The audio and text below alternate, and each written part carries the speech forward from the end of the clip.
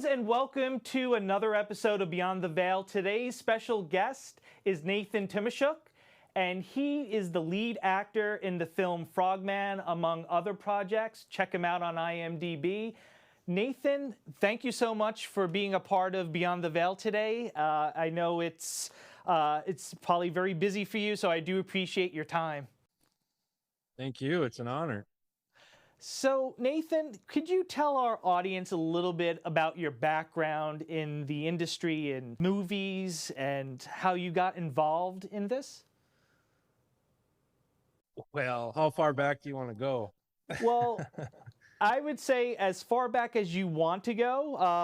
Obviously, time is always of the essence, so I mean, feel free to share whatever you'd like to share with our audience. We can really get a better sense of you as a person, but also what led you to performing. We're going to be here all night long. All right, Tim. Tim's on the other side of the board. He's get comfy, boys. Yeah, Get this nice is and comfortable. might have to get some beers or something. We'll have to send out for some takeout. Well, I'll try to keep it quick, but I knew I wanted to act since I was at least 6 years old. And I was in a play when I was 6 years old. I played Tiny Tim in a Scrooge play. And that was really it. But before that, it was, boy, I don't know. I mean, this is getting personal, but like, I lost my dad when I was 4 to cancer. And so I started drawing a lot.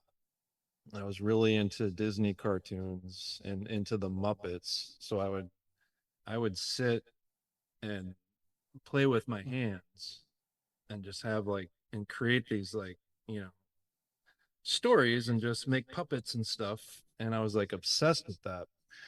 And then it was when I saw Star Wars Out of Order. I saw Return of the Jedi first, and that's when when at the pit of Carcoon. I don't know if we have any Star Wars fans in the room, but when Luke is walking the plank and he flips around, I would watch it and I would do it with him, and I'd be on the couch and I'd flip around, when he signals R2-D2 to launch his lightsaber. Mm-hmm. Oh my gosh. And still to this day, it's boy, that really gets me going. But and then specifically I remember Hook was, believe it or not, I know it's a extremely underrated movie.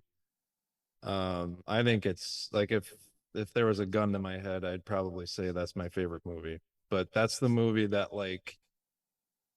I felt an intense yearning and jealousy, and I wasn't like, oh, I want to be a Lost Boy or I want to be Peter Pan. It was like, I want to do what these people are doing. I want to act. And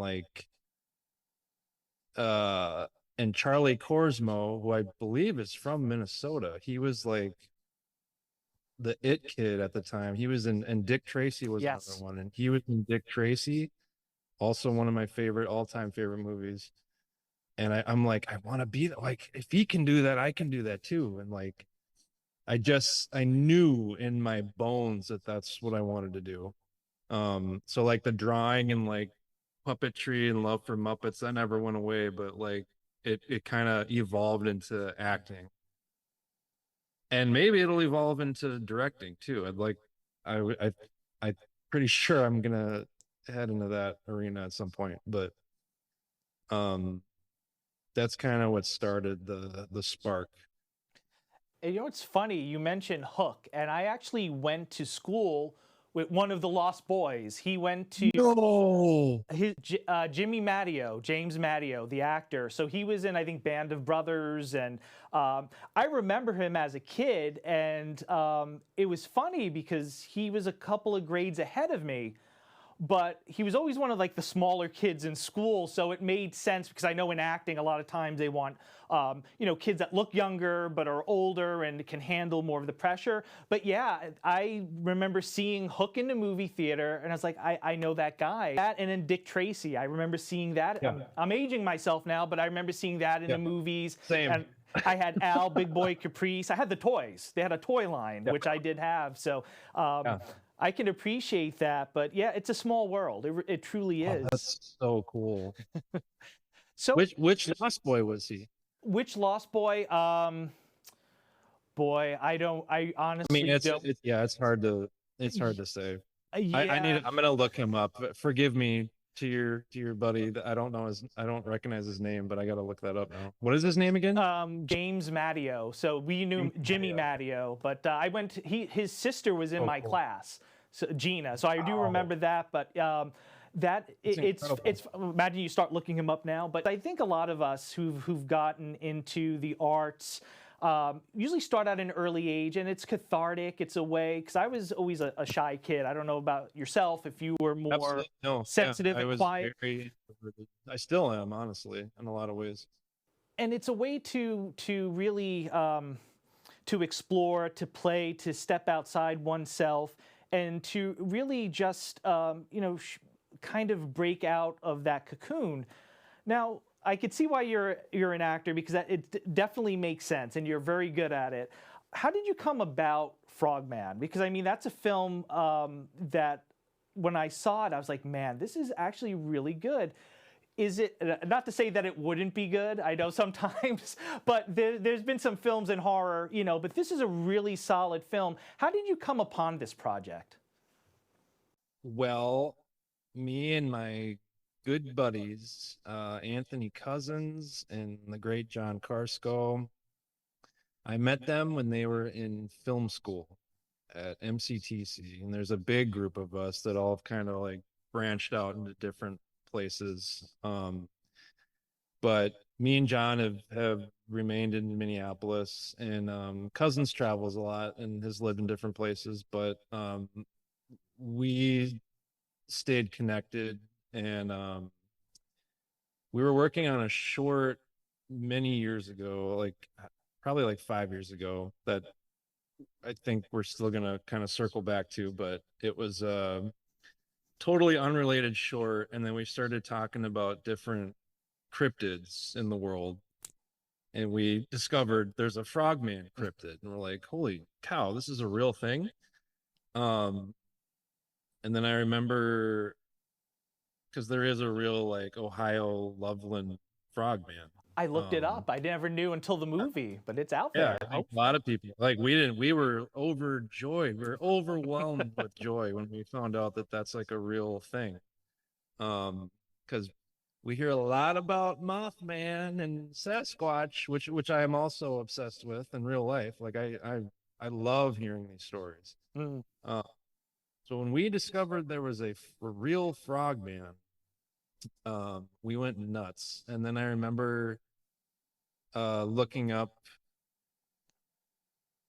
frogman, and there was like an unrelated speech, I think, about, because I think it's also a term for like Navy SEALs or something. When you do a Google search, you'll find your movie and then documentaries about Navy SEALs and frogmen. Yes.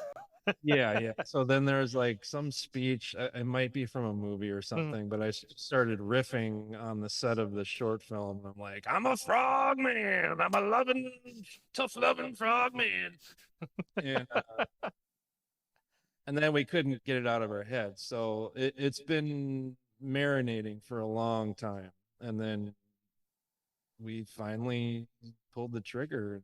John and Anthony wrote a script, and a tremendous script, and a lot of it was improvised, and that's kind of how it happened. And I'm extremely lucky that Anthony Cousins wants me in his stuff, and we had done a lot of amazing shorts, some of them, like a lot of body horror, and like it's mostly horror stuff. And he's really opened my eyes to the horror world, because that wasn't originally I wasn't allowed to watch that kind of stuff.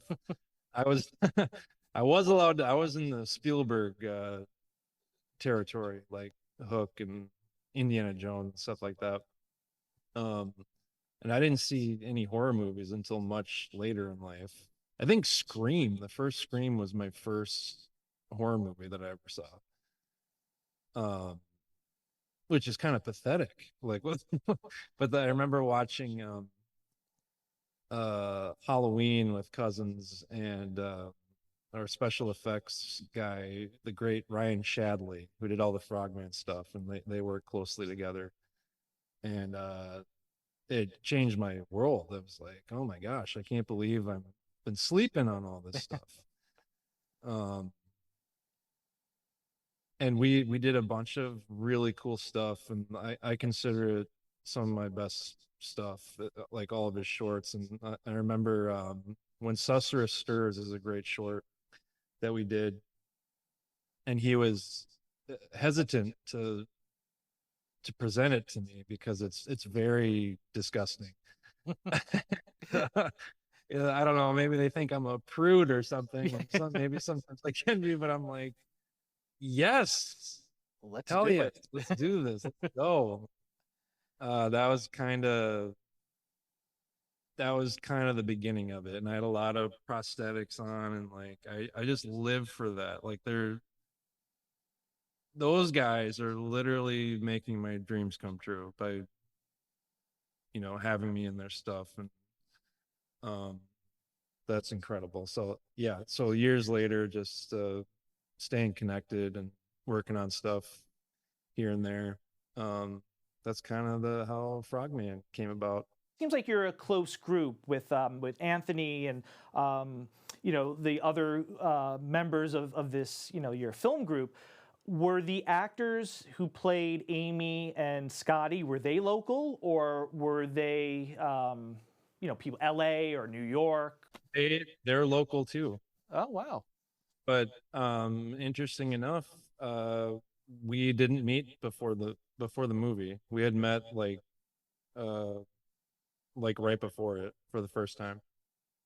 But Anthony had worked with both of them before, so he knew that they were like a good fit for it. I think he wrote it for those other characters for them, which is cool. Because it seems like you guys really connected. That's why I was asking, because it's very much like a theatrical troupe. If you do summer stock and you have a group of people and they work well with each other, because it felt like there was prior relationship. That's also due to good acting as well, if you didn't know them. But I got a sense that there was some camaraderie, very much like when I was speaking with Tim. And Tim is for the audience out there, he's the technical director. He's behind the board. We were talking about the Blair Witch. Was that, do you think, was Anthony, when he was writing, was inspired by the Blair Witch and the found footage horror? Yeah, absolutely. Yeah. In fact, a lot of the complaints about it are like, this is just a Blair Witch ripoff. And I'm like, yeah, duh. Like, of course it is. Like, we're riffing on it a lot, The one thing, though, that I would say with Frogman, and I'm not giving away any spoilers or anything like that, I will say this. I mean, you do see more of Frogman. I mean, with Blair Witch, you never see the Blair Witch. And I think that also adds to the mystique. It adds to the spookiness. We had to. Can you imagine making a movie called Frogman and you never see Frogman? That would be, I think people would riot. I certainly would have. I would have asked Amazon for my money back at that point. A real disappointment.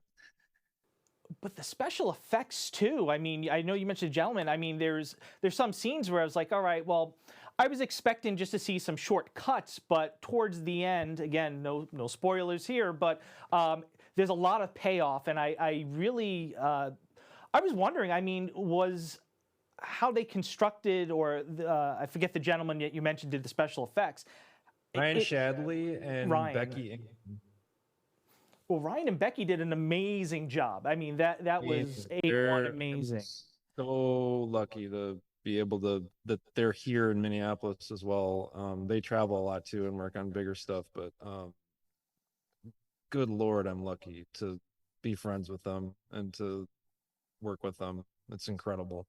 Peter West did well, now I'm going to spoil it, but he was involved with some of the CGI effects, which are very minimal, but like they hit. They're like the chef's kiss that make it all come together. Now, I was going to ask too, this is something that was special in the movie, because in the beginning scene, the younger version of you is using a Sony Hi8 camera, and it was completely accurate, because in 1999, I had the same camera. I was in college, and it was given to me as a gift, and I would do some like shorts with my friends and mess around, and I believe it might have been the same exact camera.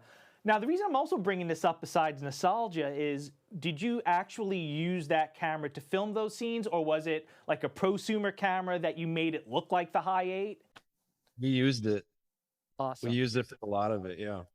Yeah, and that's all Anthony. That's Anthony's camera. And I think he even like recorded over some old like family footage or something, but yeah, that's his. Did he do that purposely? Did he record over, or was it that he couldn't find? Because the Hi8 tapes now, those are actually probably not that easy to find, I guess. I swear he said that he like just had to record over something to use it. Yeah.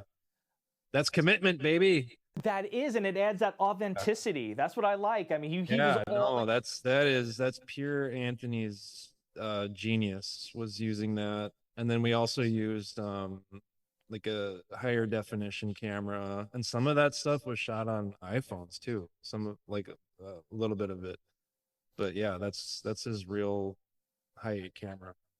And what I like is that it adds to the environment. So a lot of times when I have guests, we're talking about horror, environment and that feeling that you get watching it, that atmosphere, I should say.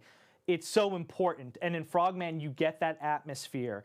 And some of the positive reviews that I've read, and I've seen some clips on YouTube, there's people reviewing the film, that is one point, that atmosphere. So especially with a film, again, Frogman, you know, you want to have that creepiness, but also that it feels like you're in back with, you know, Amy and Scotty and Dallas, that you're the fourth person. And I think the film did a wonderful job of that.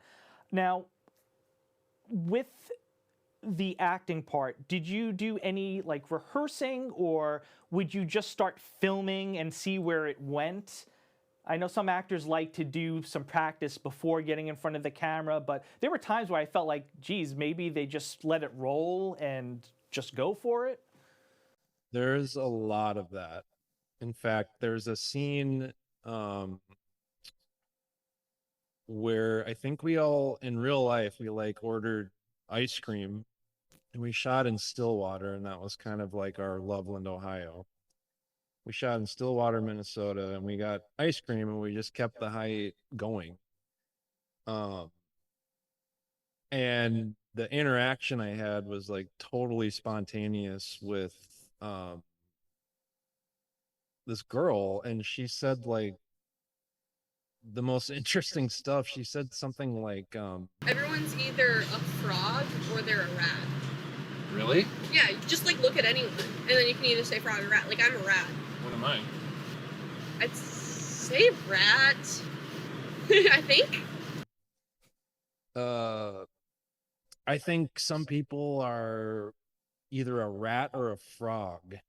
That was totally like out of nowhere. That's not scripted, and which is great because we're all big fans of Ratmon. Like, we want like a crossover with with like rats. That was incredible, and like that was like totally on accident. And there's a line where I say like, we're gonna need a release form, and that was genuine. So we had to go back and tell her like, oh, that was actually a part of the movie. Like she saw the camera and stuff and was cool with it. And then so that was really fun. But yeah, a lot of it, like John and Anthony wrote like a really tight script, and like honestly, with like when I read it,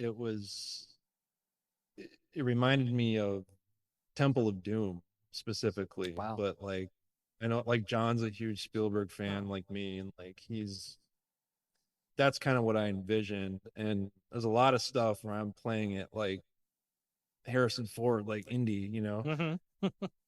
And like in my head, even though it's a found footage thing, like in my head, I'm like thinking on like a huge, like grand scale.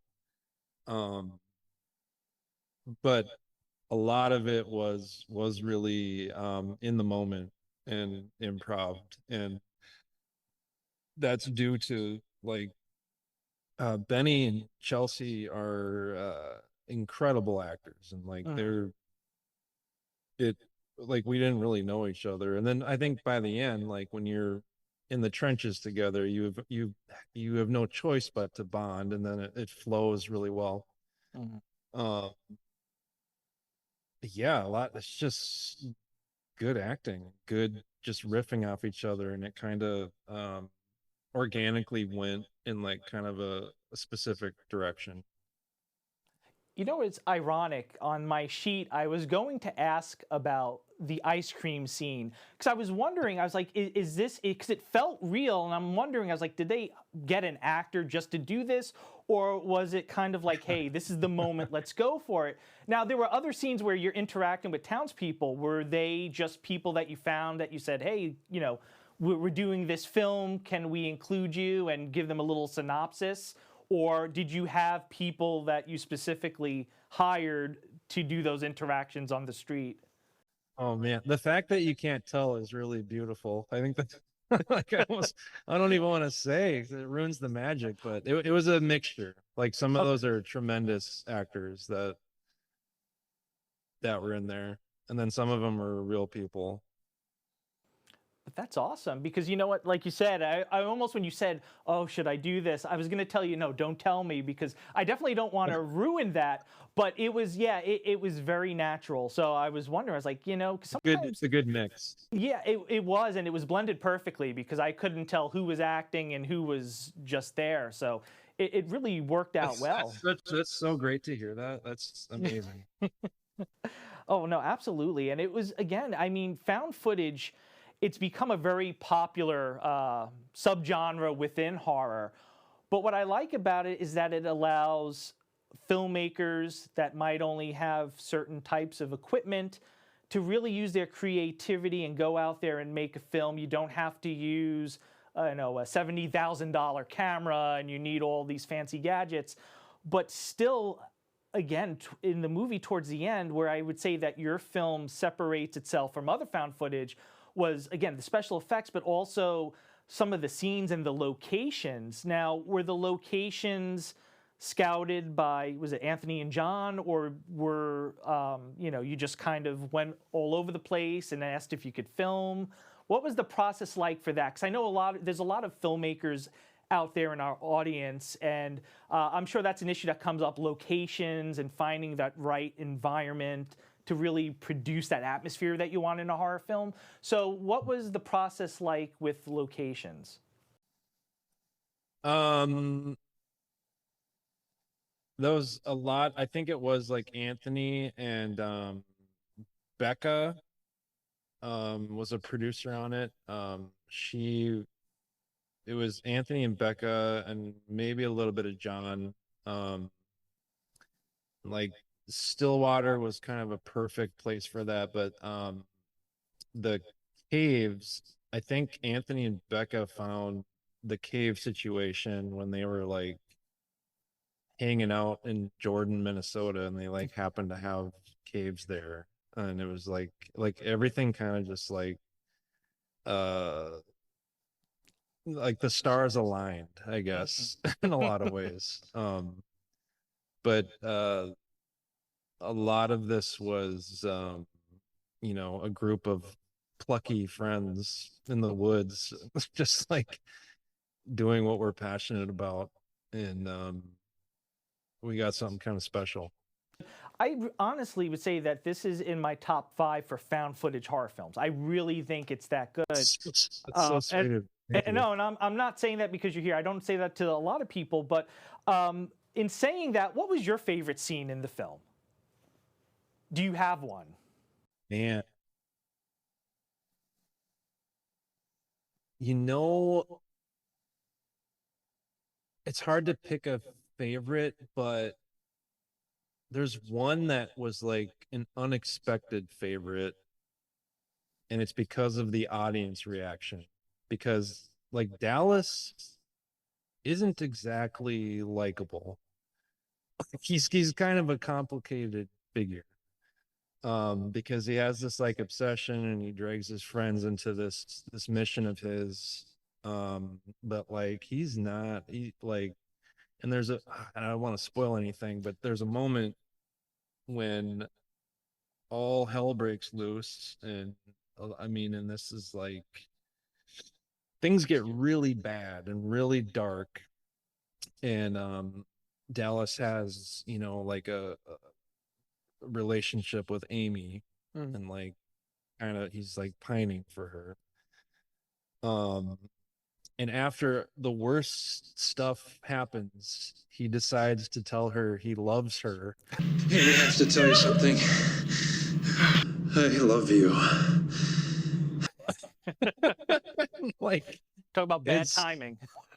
It's so funny, and the audience reaction is so funny, and everyone just squirms in their seats, and they're just like, oh, and it's audible, and it's like, as an actor, that's like, yes, God, that's so great. Like, and I like that he's complicated, because it's like he thinks he's a hero, and in some ways, like, he is something of an adventurer, but he's also an idiot. He's a complete buffoon, and like he's doing these things at what cost? You know, he's like, you know, I don't want to say too much if you haven't seen it, but no, absolutely. That reaction is very, very pleasing to me. It's like I love that, and it's such a visceral reaction that is a real payoff as an actor. And but man, the whole thing was such a blast, and not even like in character, but like those overnights were so much fun. And you know, when you get into those overnights, you get a little punchy. And you know, I remember just hysterically laughing with John Carsko, like cry laughing over the dumbest stuff, and I think some of the stuff we're laughing at is how dim my character is, and just like how like blind he is, and endangering his friends. Just to prove a point. Yeah. Yeah, just to prove a point. He's insufferable.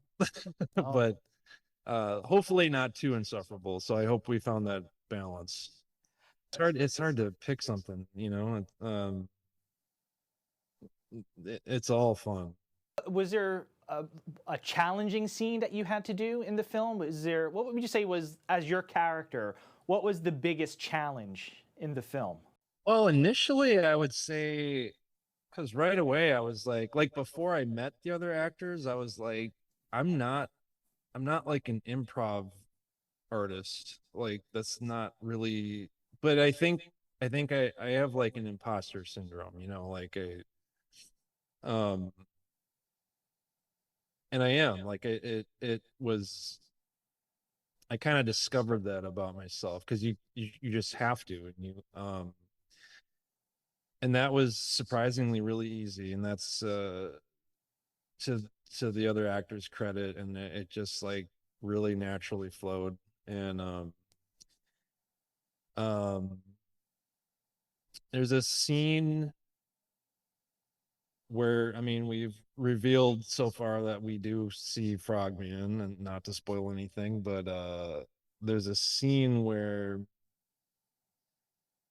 like, that's the big reveal. That was like my character's whole mission, was to prove that, and then we get it after all this hell broke loose, and it's emotional, and that's how I was playing it. And like, we're all like hyperventilating, and like we're all just mud on our face, and I'm just like, it's almost like kind of a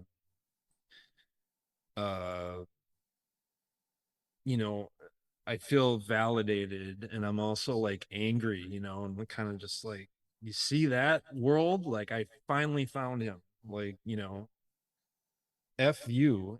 But it's also, kind of emotional. Um, and I love that stuff. Like as an actor, that's like,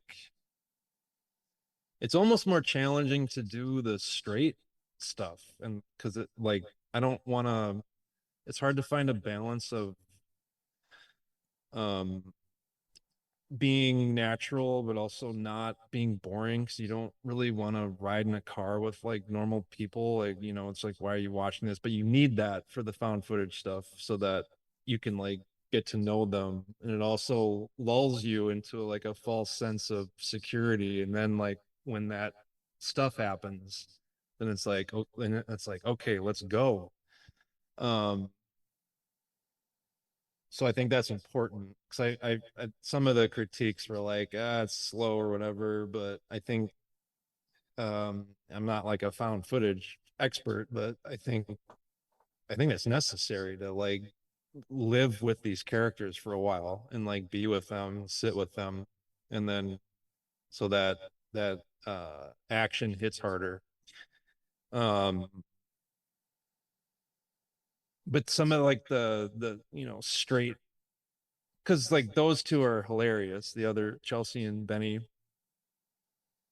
are hilarious, and and I'm kind of like naturally kind of the straight man in that situation. Um, so some of that was challenging, um, but like that emotional scene was equally challenging, but also like that. I love that stuff. Like I love um going there, and it's equally gratifying. Well, Nathan, as we wind down, is there anything that you would like We're to... winding down. We're winding I down. don't have anywhere. I don't have anything else to do. No, I would say, well, Tim has a family. Tim has to go home. Here for at least another hour. We should do a part 2. I'd love to have you back on. I mean, if anything, we also do a top 10 list of horror films. So if you'd like to join in, I mean, we always have guests. Would you be interested? Absolutely, yeah. All right. Well, Nathan, it's been such a pleasure. Again, everyone, please check out Frogman. You could find it on Amazon Prime. You could also find it, I think it's also on Screambox if you have a subscription. So I'd like to thank Nathan Tymoshuk. It's been a pleasure. And please remember to like and subscribe. Please hit notification bell for all new notifications. And also, if you don't mind, please check out my son's channels, Chase Tackles Halloween, Chase Reviews Nerf Guns, and Chase Plays Roblox. Thanks a lot, everyone, and thank you for coming down the rabbit hole with us. Thank you so much.